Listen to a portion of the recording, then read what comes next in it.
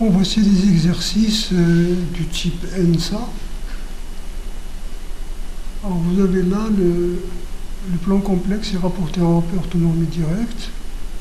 Vous avez les points d'abscisse, donc A et B d'affixe, plutôt 1 plus I, 2I. Alors si le point C est égal au triangle ABC est équilatéral direct, alors l'argument de son affixe, l'argument de ZC est égal à l'une des propositions suivantes. Alors ce qu'on nous propose ici, c'est vous avez donc un triangle, nous voulons qu'il soit équilatéral et il soit direct, c'est-à-dire donc vous avez le sens de AB vers AC dans le sens trigonométrique, donc il est direct. Donc cet angle-là est plus pi sur 3. Donc si R est la rotation d'angle de centre A et d'angle pi sur 3, nous allons avoir donc la rotation R transforme B en C. Donc elle transforme B en C. Ça veut dire donc ici que ZC, donc l'expression complexe de la rotation est égale ZC, donc EI pi sur 3. Vous avez ça, vous remplacez EI pi sur 3, donc voici 1 demi plus racine de 3. 2i moins 1 moins i, c'est donc moins 1 plus i. Voilà, vous calculez, vous trouvez ça. Ici, si vous mettez donc racine de 3 en facteur, vous allez voir, alors, si vous mettez 1 demi moins racine de 3 en facteur, il ne faut pas mettre celui-là en facteur, c'est-à-dire 1 demi parce qu'il est négatif, il va vous induire en erreur. Donc vous mettez racine de 3 sur 2 moins 1 demi, donc maintenant c'est le module. Et ça donc, si vous divisez par 2, vous allez avoir EI de pi sur 3. Donc c'est la réponse C. Bien. Alors dans cette question, vous avez cette fonction f de x égale à x à la puissance n moins 1 ln de x, n étant un antinaturel non nul. Si on note, bon, voici la dérivée d'ordre n ou la dérivée énième. Alors cherchez la dérivée d'ordre 4. Vous n'avez pas d'autre choix que de calculer la dérivée. Vous avez ici d'abord f indice 4 de x, c'est pour n égale à. Vous allez voir ici, là, vous allez voir donc x à la puissance 3 ln x. Donc la première dérivée, donc vous dérivez donc c'est 3x carré ln x plus x au cube fois 1 sur x. La dérivée seconde c'est 6x ln x plus 3x carré fois la dérivée de 1 sur x, c'est-à-dire plus 3x plus la dérivée de 2x et 2x. Donc 6x ln x plus 5x. La dérivée d'ordre 3, vous allez voir ici la dérivée de x, c'est ln x plus 6x fois 1 sur x, c'est-à-dire plus 6 plus la dérivée de 1, c'est 5. Donc est égal à ça, la dérivée d'ordre 4 égale à 6 sur x. Très bien. Alors on peut avoir une idée comme ça, pour calculer, dire que la dérivée d'ordre n, c'est n moins 1 ici. 3 factoriel sur x, c'est 6 sur x. Donc on peut généraliser cette formule comme ça, que la dérivée d'ordre n est égale à ça, et faire par récurrence. C'est simple à faire par récurrence.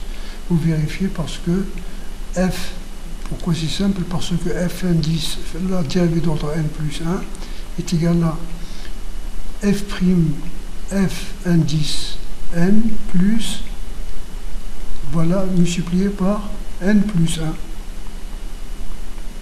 Donc voilà, donc ici, donc, vous avez ça, c'est l'hypothèse de récurrence.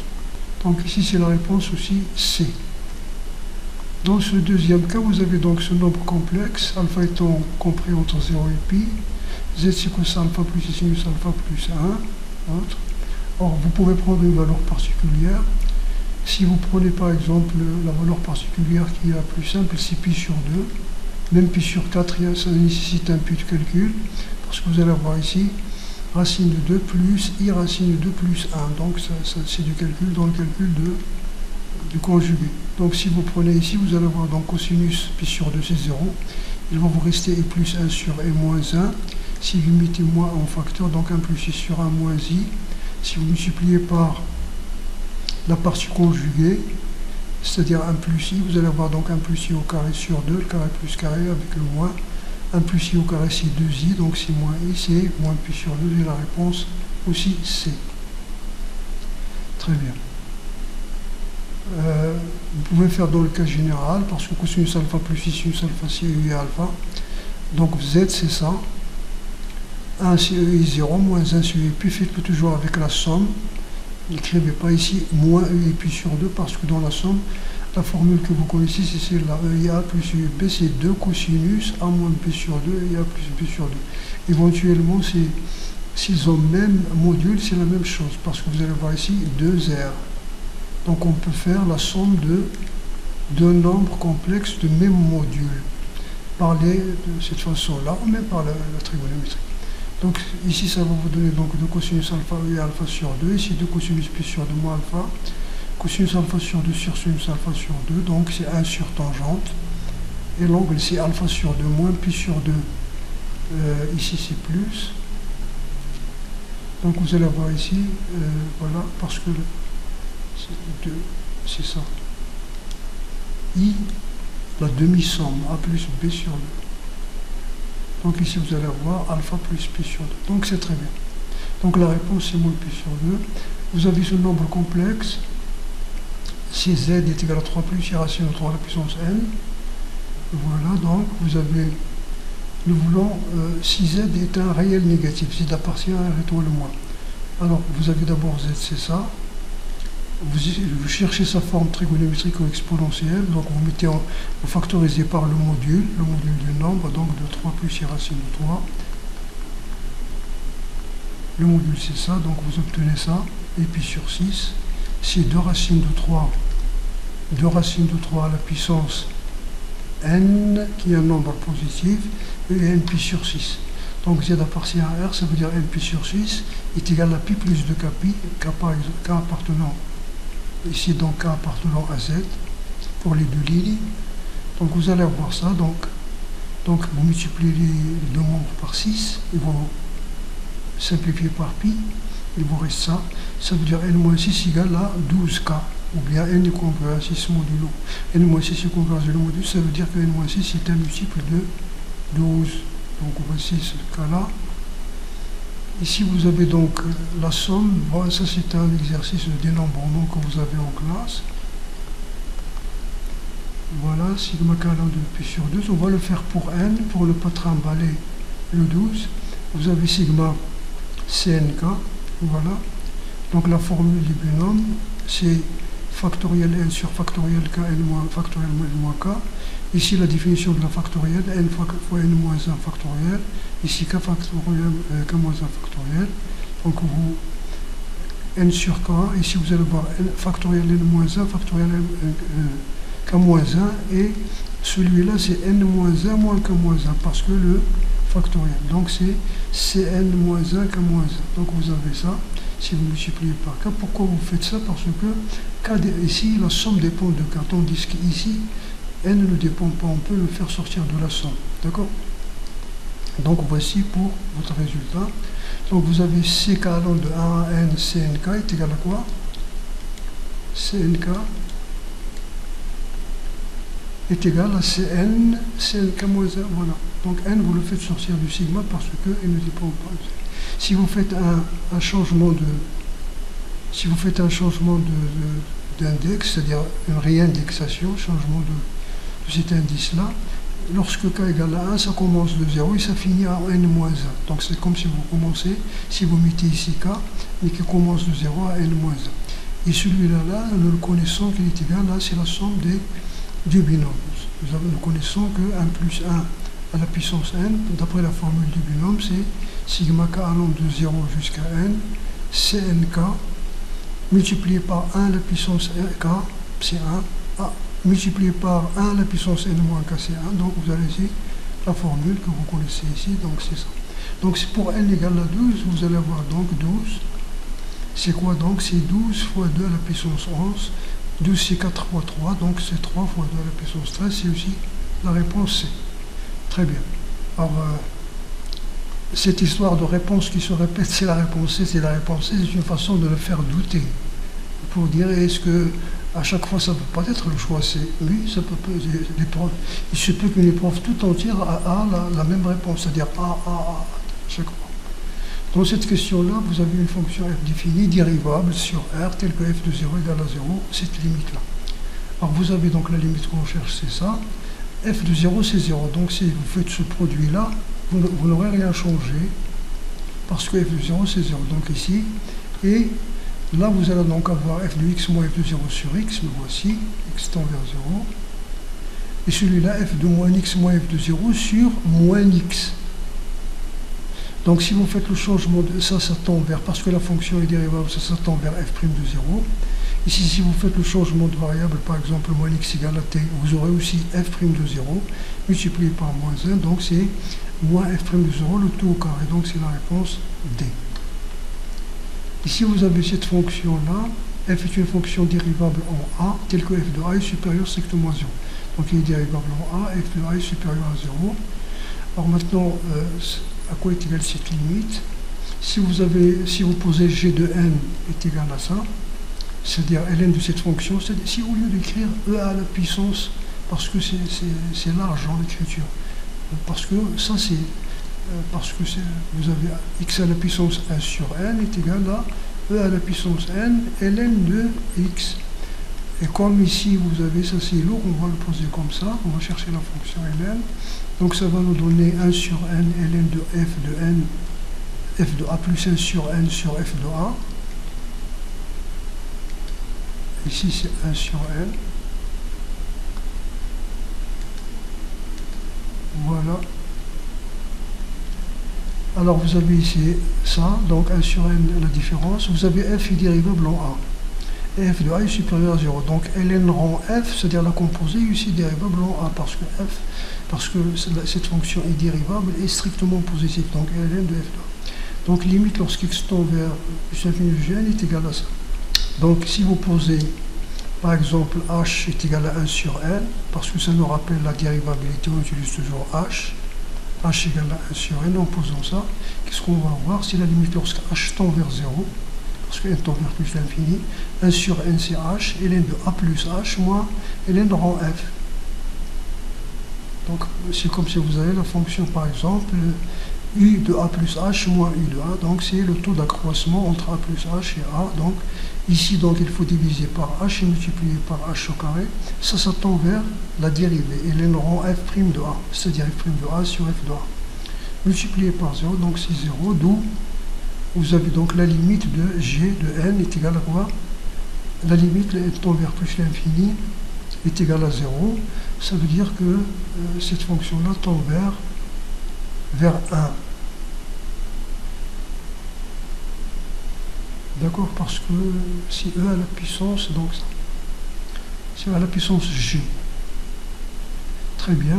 Ici, dans cette question, vous avez ici, donc voilà, f est une fonction continue et positive sur l'intervalle AB. Si somme de AB de t égale à 0, alors f est constante, non nulle, f n'est pas constante, f est nulle.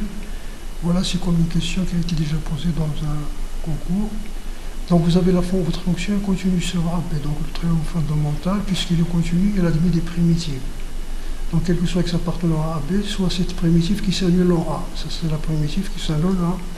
Ça c'est la primitive de petit f qui s'annule en A. Bien sûr, elle est positive parce que l'intégrale d'une fonction positive est un nombre positif. Ici, on l'a dit, il est positif. Alors, f de a égale à 0, f de b égale à 0. F de ab, f de b égale donc somme de a, b, f de t dt égale à 0. Si vous suivez la relation de Charles, vous avez f de a à x plus f de x à b. Ça est égal à 0. C'est la primitive qui s'annule en a. Ici, donc, il vous reste g de x est égal à f de b à x égale à 0. Donc, ça égale à 0. Parce que voilà, égal à 0. Ça veut dire, or, g de x c'est f de x plus c, parce que toutes les primitives diffèrent par une constante. Ça veut dire que puisque f de x, donc g de x est égal à f de x plus c, d'où f de x, puisque g de x égale à 0, de f de x égale à moins c, ou bien f de x égale à moins c, ou bien une autre constante, c', ce que vous voulez, donc c'est une constante, c appartenant à R. F donc est constante. Et comme f de a égale à 0, donc f est nul, donc nous avons la C. Ici, vous avez donc cette limite Voilà, donc on va la faire la même chose. Vous avez donc, si vous avez la fonction f de x, c'est ça. Alors ln de f de x est égal à 1 sur x ln de x moins 1. 1 sur x ln de voilà donc la propriété des logarithmes, vous avez fait ça, égale 1 sur x ln de, si vous mettez ici ax en facteur, à la puissance x en facteur, vous allez avoir donc ici ln de ax, ln de a puissance x, facteur de 1, moins a à la puissance moins x. Ça c'est ce terme-là. Et lorsque vous utilisez la propriété, le logarithme du produit, donc vous allez avoir ln de, donc x ln de a, plus ln de 1 moins ax. Moins, ici vous avez ln de x sur x, voilà, plus cette fonction ln de x sur x, voilà, celle-là c'est ln de x moins a moins 1, on peut la laisser comme ça, et vous multipliez par a moins 1, voilà, vous pouvez laisser celle-là comme ça, sans la développer, c'est-à-dire vous mettez ici a-1 et vous faites ici sur a-1 x multiplié par a-1, la même chose, et ça c'est la fonction phi de x tout entière. Donc voilà, vous mettez ici moins. Voilà, là donc lorsqu'x tend vers, donc ici vous simplifiez x, il vous reste ln de a, vous avez ça. Ici nous allons diviser par ça parce que ça tend vers 0. Cette partie-là tend vers 0. Donc on va faire apparaître la limite usuelle, c'est-à-dire la limite de 1 plus t sur t.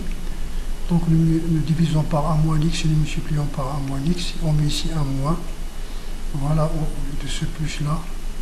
Donc ici la limite, donc cette quantité-là tend vers 1. Ce nombre-là tend vers 0. 1 sur x tend vers 0. Donc ça tend vers 0. Ici vous avez cette limite-là tend vers 0, ça c'est la limite en plus l'infini, parce que a est un nombre a moins 1 est supérieur strictement à 0, c'est la limite de ln grand x sur grand x, lorsque grand x tend vers plus l'infini, bien sûr ça c'est 0, donc la limite est égale à 0, donc ça c'est 0, donc il voit donc ça tend vers 0, ceci donc phi de x tend vers 0, celui-là tend vers 0, celui-là tend vers 1, et il vous reste ln de 1. Donc limite de ln de f de x est égale à 1, donc f de x est égale à, limite de f de x est égale à ln de a donc est égal à a. Donc c'est la réponse T. Si vous avez une fonction f qui est 2 fois dérivable, et sa dérivée seconde est continue sur R, vous avez f de 0, f' de 0, f de 0 égale à 1, f de 0 égale à 0, f seconde de 0 égale à moins 1, qui inclut cette limite. Alors vous avez donc la même chose, on va considérer le logarithme, pour ne pas écrire exponentielle x ln de f, donc g de x est égal à ça.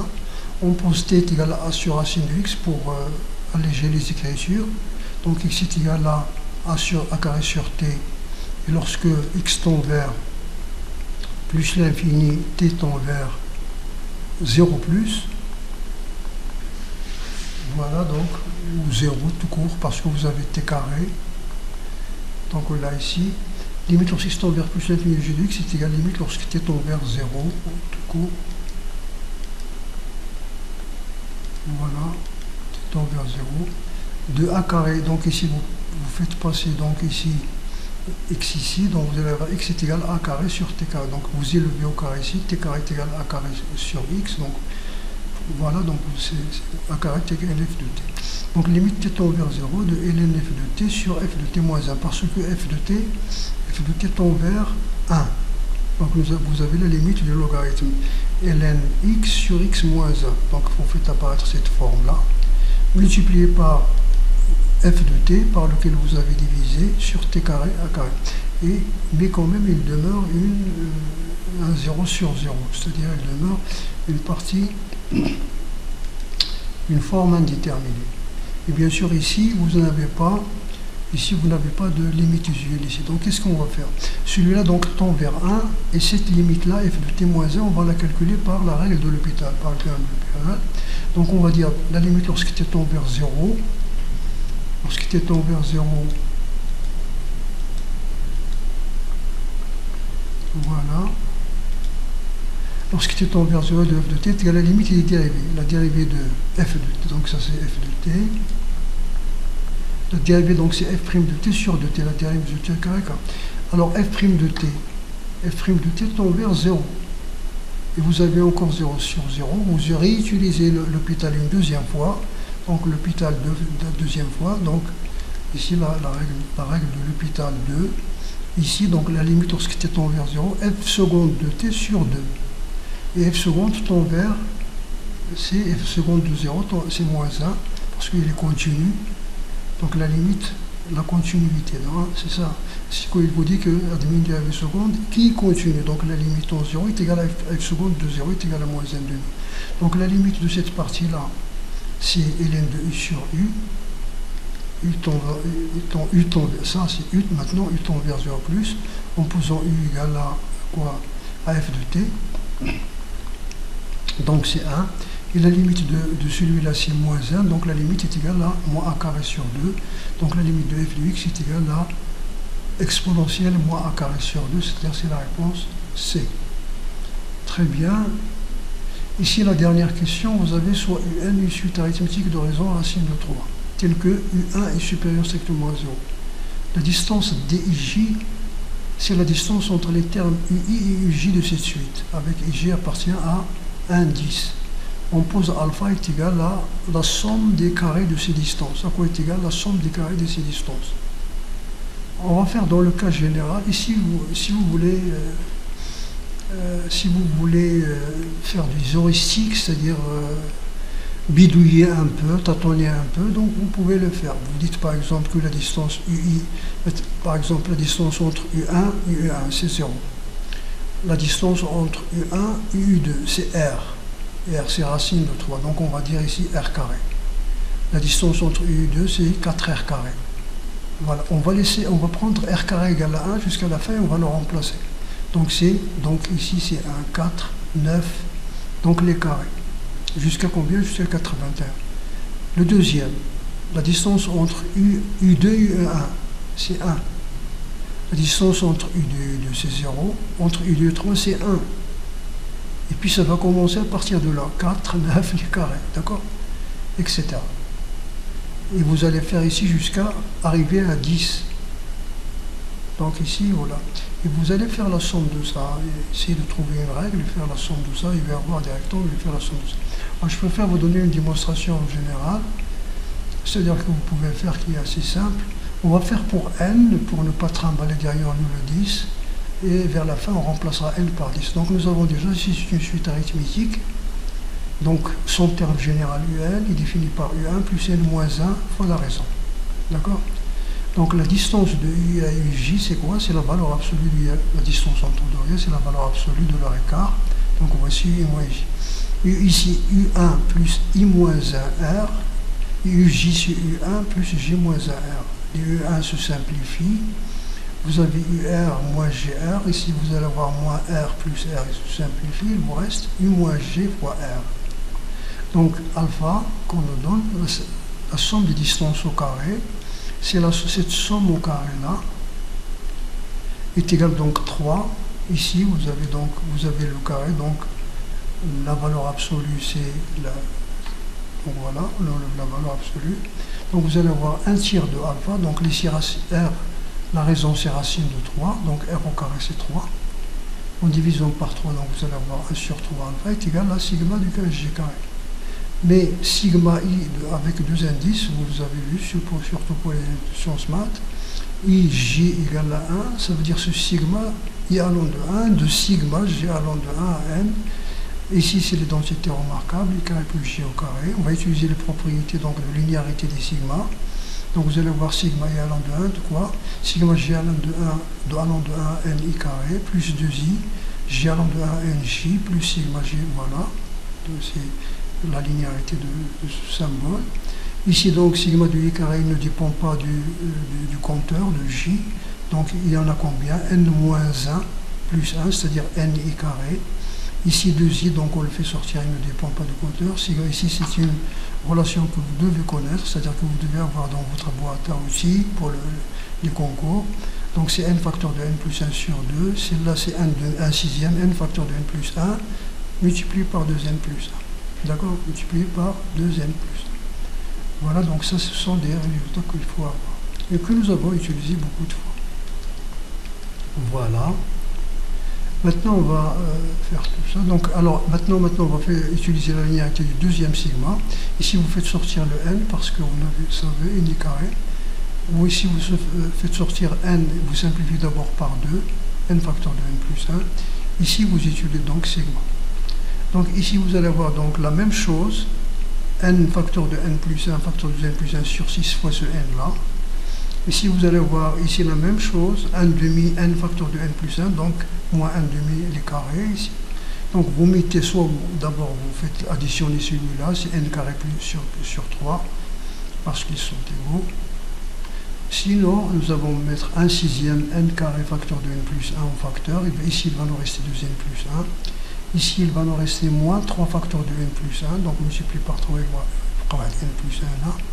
Plus, ici, la même chose, 2n plus 1. Donc, vous avez ça, 1 demi, donc c'est facile. Alors, pour n égale à 10, vous allez voir, c'est effarant, c'est grand. 1 tiers de alpha est égal à 1 sixième 100 fois 99. Si vous simplifiez le 3, il vous reste ici 1 demi.